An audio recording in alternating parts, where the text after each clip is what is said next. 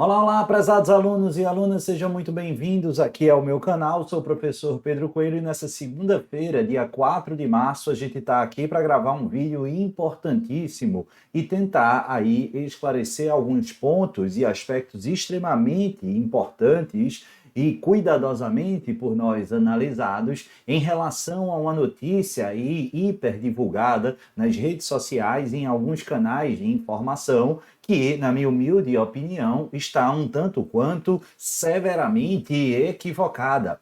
Me refiro aí a uma propalada superação ou inauguração de divergência entre o Supremo Tribunal Federal e o Superior Tribunal de Justiça, especificamente em relação à legitimidade e licitude da invasão domiciliar por parte da polícia e dos órgãos persecutórios quando um determinado investigado, ao se deparar com uma viatura policial, empreende fuga e vai correndo para dentro da sua casa. Será que nessa hipótese há legitimidade para que a polícia adentre sem o consentimento do morador na sua residência? E caso nesse contexto haja a verificação, a constatação de que ele guarde ou mantenha em depósito dentro do seu domicílio quantidade significativa de droga. É legítimo e lícita a realização dessa prisão em flagrante? É justamente sobre isso e sobre cuidados e aspectos muito importantes não vistos pela grande maioria,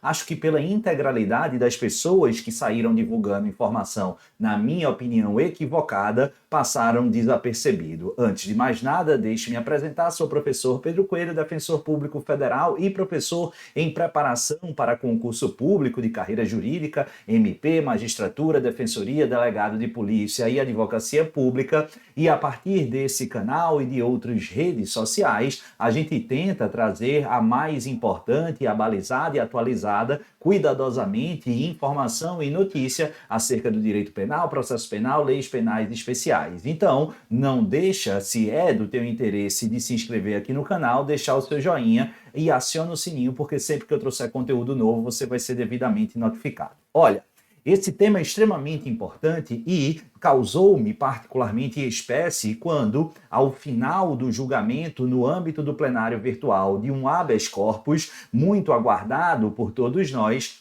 houve a divulgação aí, de certa maneira, como é que eu posso dizer, tentando ser delicado, mas com urgência para tentar aí ser o primeiro ou os primeiros a trazerem a grande ou suposta grande novidade. Só que causou-me espécie justamente, primeiro, pelo apertado placar, fundamentalmente atrelado lá ao plenário, passaram a divulgar 6 votos a 5 no sentido da tese sustentada em divergência pelo ministro Alexandre Moraes, no sentido de que o fato do investigado sair correndo ao se deparar com uma viatura policial seria justamente atendendo o suficiente para atender os requisitos ou requisito de fundadas razões exigidas lá pelo Supremo Tribunal Federal no tema 280 em sede de repercussão geral, contrariando aí a jurisprudência iterativa e pacífica do Superior Tribunal de Justiça. Em especial porque alguns ministros que, em tese, foram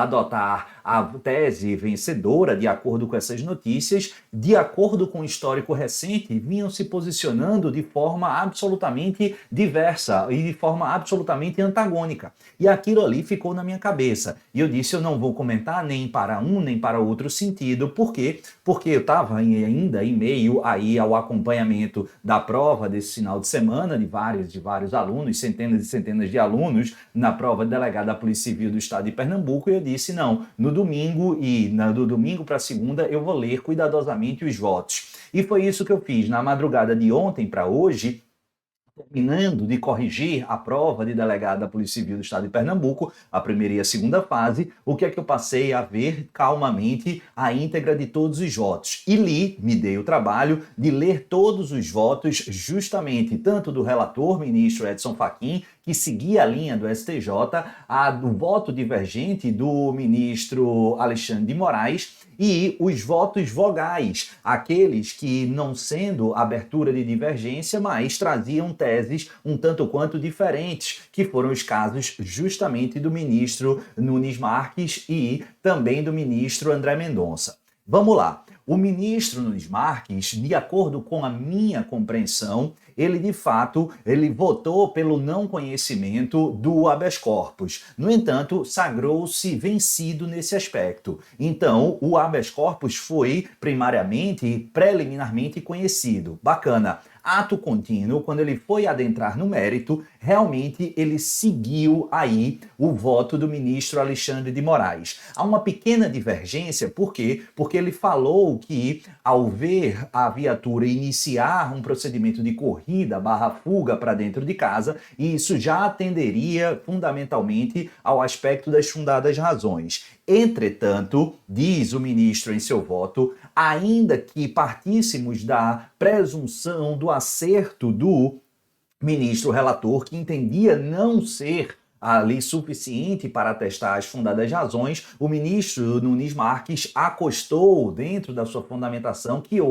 teria havido legítimo consentimento do investigado, o que é extremamente controvertido. Mas o fato é que, ao menos na minha análise, realmente no que tange ao aspecto meritório, o ministro Nunes Marques apontou, e essa é a extração que eu faço da literalidade do seu voto, ser suficiente a fuga ao se deparar com uma viatura da polícia para dentro de casa, que isso se configurasse fundadas razões exigidas lá no tema 280 em sede de repercussão geral. E trazendo aqui à baila esses votos no que tange ao aspecto meritório, a gente vai encontrar, ao menos na minha contagem, 5 votos meritórios em um sentido e 5 votos em outro. Ou seja, no sentido de que a fuga nesse contexto para dentro de casa é suficiente para a caracterização das fundadas razões legitimadoras da invasão domiciliar, caso se ateste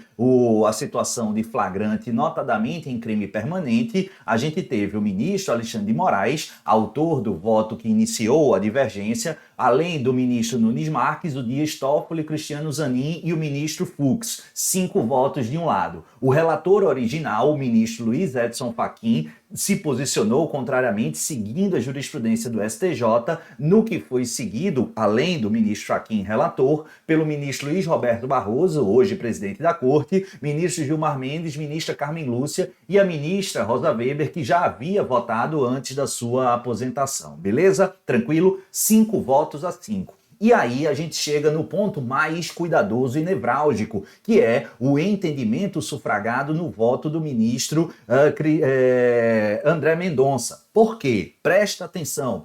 Todas as pessoas que saíram divulgando, e foram muitas pessoas, muitos canais de informação conhecidos e com credibilidade, passaram a sustentar que o ministro André Mendonça votou pelo não conhecimento do habeas corpus, entendia que o seu conhecimento ele violaria aí a súmula 691 do STF e marcaria aí uma supressão dúplice de instância tanto do TJSP como do próprio Superior Tribunal de Justiça e não conheceu. Isso é verdade, perfeito, mas lembra, a maioria dos ministros do Supremo Tribunal Federal conheceram do habeas corpus e não o extinguiram. Então, a partir desse voto preliminar, como tal qual acontecera com o ministro Nunes Marques, a expectativa era que o ministro adentrasse no mérito. Ocorre, doutores e doutoras, que no voto publicado no site do Supremo Tribunal Federal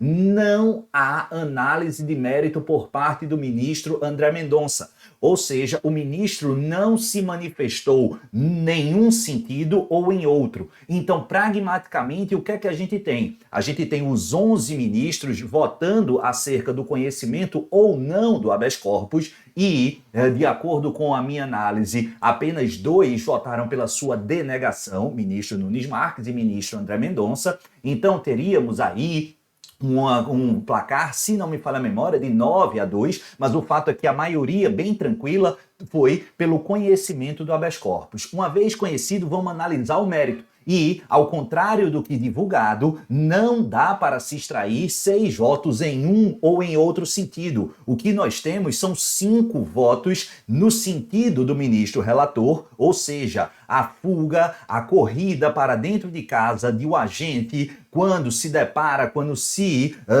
verifica a presença de uma viatura da polícia militar, da polícia civil, dos órgãos persecutórios do Estado, não se configura como fundadas razões a legitimar a invasão domiciliar. A mesma tese do STJ pacífica no Superior Tribunal de Justiça. E 5 votos no sentido de que tal circunstância legitimaria sim a invasão domiciliar, mesmo ausente o mandado de busca e apreensão domiciliar. 5 votos. Só que, no mérito, se eu tenho esse julgamento, ao contrário do divulgado de 6-5, eu tenho um resultado de 5-5. E o empate é julgado, como até o meu cachorro sabe, em favor do investigado, em favor do acusado. Então, nesse momento em que eu estou gravando o vídeo, na segunda-feira, dia 4 de março, não fora ainda publicado o resultado no site do Supremo Tribunal Federal. Repito, esse é um julgamento que se deu em sede de plenário virtual. Então, de onde é que essas pessoas estão tirando esse resultado de 6-5, eu não tenho a menor ideia, mas faço aqui de forma muito clara, transparente e tomem cuidado, não precisam se informar por mim, não precisa gostar de mim, não precisa me seguir. Enfim, aqueles que confiam, maravilha, vão continuar tendo uma fonte com o máximo de esforço, de cuidado e de zelo em passar as informações para vocês. Mas eu preciso fazer um alerta, não precisa ser através de mim, mas busquem fontes fiéis, busquem fontes cuidadosas que analisem antes de sair divulgando as coisas à torta e à direita. Por quê? Porque é surreal a quantidade de pessoas que estão sendo desatualizadas e não atualizadas adequada e efetivamente. Então busquem, é óbvio que a função de vocês que estão estudando não é ler voto de ministro, pelo amor de Deus, mas isso é função nossa, dos professores, ao menos na minha humilde opinião. Porque se for para ler informativo ou ler notícia de sites, aí todo mundo já faz isso ou já deveria fazer isso. Então não vejo muito sentido. Mas repito, cada um sabe onde o calo aperta, cada um sabe em quem confia, só que me parece óbvio, e esse é mais um caso daqueles que eu peço para que vocês tomem muito cuidado. No meio das redes sociais, no meio da internet, há muita gente qualificada, há muita gente comprometida, há muita gente responsável e brilhante até, mas há muitos engodos, há muita gente que, nem digo de má fé, mas na empolgação e achando que é um diversionismo, termina buscando likes, buscando aparecer, buscando repercussão e termina aí comprometendo a formação de um conhecimento. Então, foi basicamente isso que eu quis trazer para os senhores e para as senhoras. Lembrando que desde 2015 o Supremo Tribunal Federal tem em repercussão geral o tema 280. E, Pedro, a Constituição lá no artigo 5º não prevê a inviolabilidade domiciliar excepcionada em caso de flagrante delito? Sim, mas até mesmo nesses casos o Supremo disse que para que haja a legitimação do violação domiciliar por parte da polícia,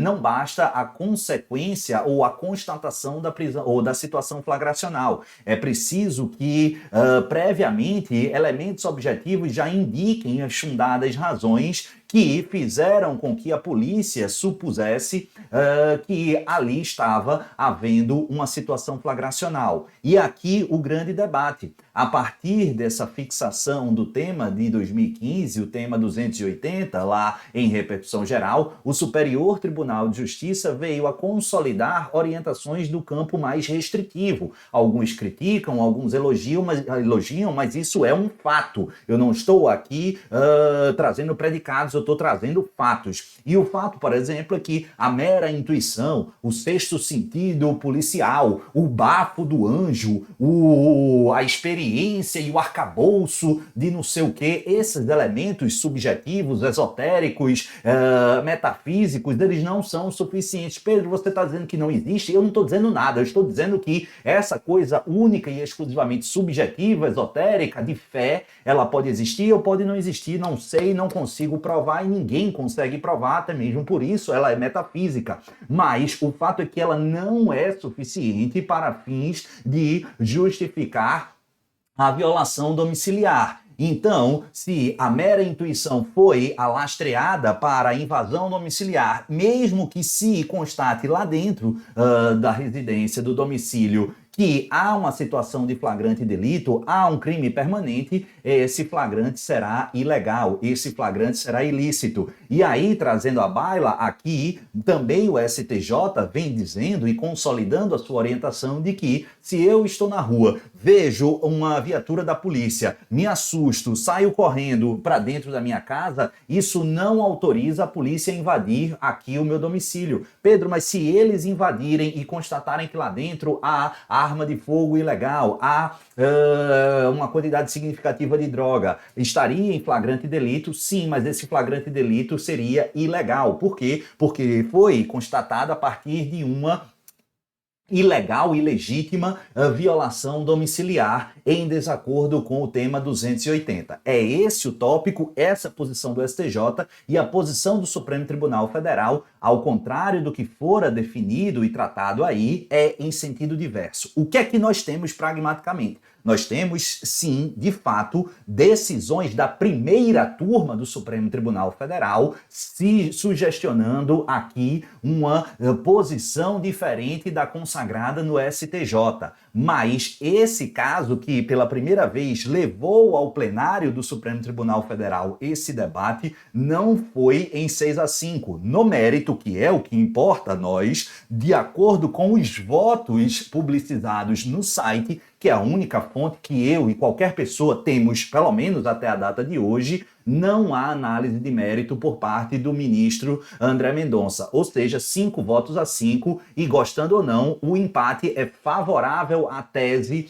do impetrante do paciente em sede de habeas corpus. Ou seja, pelo resultado de empate meritório, seria favorável. E eu vou além. Aqui, conversando e fazendo várias pesquisas, e conversando com alguns colegas que militam diretamente no Supremo Tribunal Federal, eu confirmei. O ministro André Mendonça não pode, claro que pode mudar de opinião, mas nas últimas manifestações sobre essa temática, ele tem votado e se posicionado em decisões recentes, inclusive, no sentido de que quando o agente se depara com viatura da polícia e empreende fuga e inicia uma corrida para dentro de casa, isso não autorizaria a flexibilização da inviolabilidade domiciliar. Justamente a tese contrária à que estão atribuindo nesse julgado, sem que tenha havido decisão nessa linha. Então, deixando muito claro, Pedro, você está dizendo que o Supremo não vai mudar de opinião, ele pode até mudar de opinião, tá? Eu até imagino que isso não seja um absurdo. Aliás, dentro desse voto, a gente tem, ou da atual formação, a gente já não tem mais a ministra Rosa Weber sendo substituída aí pelo ministro Flávio Dino. Confesso que não sei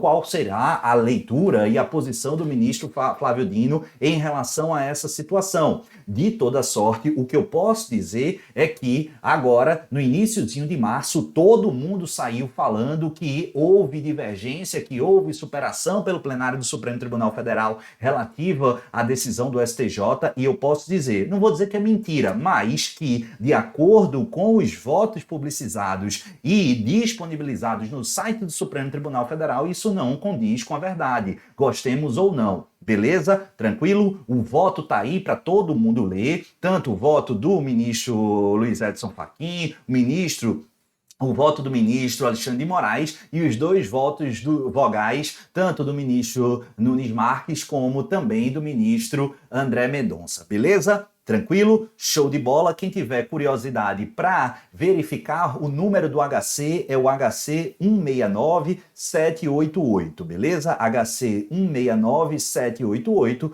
foi concluído o seu julgamento em sede de plenário virtual lá justamente na sexta-feira, na última sexta-feira, dia 1º, né? Se não me falha a memória, isso. Domingo, isso, dia 1º. Bacana? Tranquilo? Mas não é isso que as pessoas estão dizendo. Cuidado, pelo amor de Deus. Continuaremos acompanhando. Se eventualmente deixaram de publicar alguma orientação, alguma parte do voto do ministro André Mendonça, a gente vai ser o primeiro a esclarecer e trazer aqui sem maiores problemas. Eu estou trabalhando diante das fontes que foram disponibilizadas para mim e para qualquer pessoa e, de verdade, não faço a menor ideia de onde essas pessoas tiraram esse voto, esses 6 votos a 5, e fundamentalmente citando várias delas o entendimento, o suposto entendimento do ministro André Mendonça. Por quê? Porque não há local. Eu tentei contato com a assessoria do ministro hoje pela manhã, não consegui, e enfim, se eu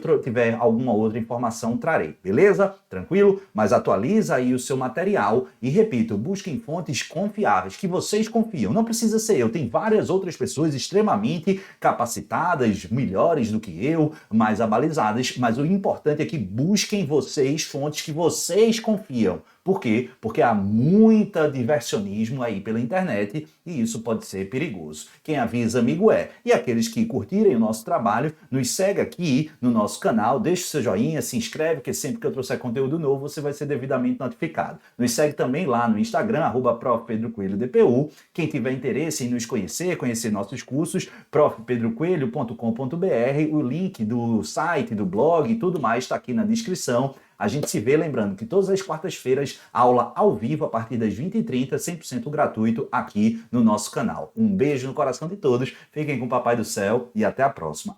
Comenta aí embaixo se você gostou, se ficou claro, qualquer coisa, a gente tenta sanar as suas dúvidas. Valeu, tchau, beijo!